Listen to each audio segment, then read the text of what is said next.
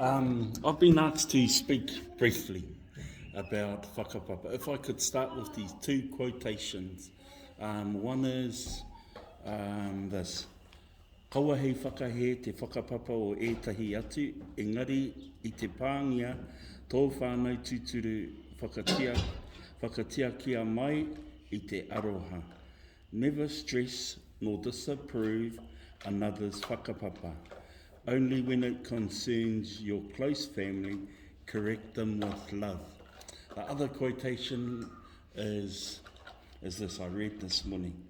It's difficult, if not impossible, to remember who you are until you know who you are. So maybe we start off with that. In relation, I think Temperley wants me to have my link from me to Nukanoa.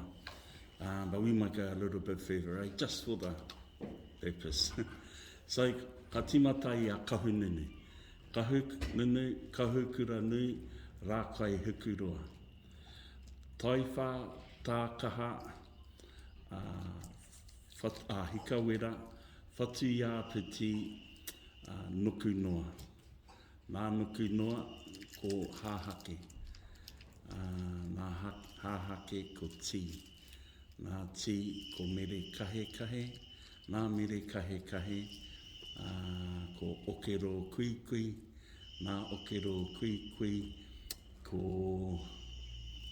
winipere, ka moia winipere I a Hirini kāmai, ka puta mai a Rawiri kāmai, ka moia Rawiri kāmau I a Ani Tīpare, ka puta mai a winipere.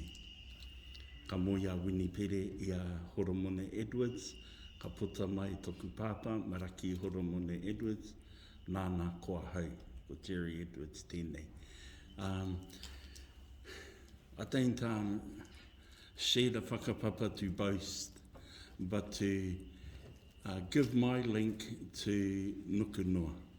And I think it's interesting if we, not interesting, sorry, it's neat when we can find our link to our ancestors, and especially at this time to Nukanoa, and the importance that he plays for us all. Whether you come from another one of the children and descend from that, it's not my right to tell you you're wrong, but it's my right to tell my own children, hey, get it right. So maybe that's enough. All right? Ka pai.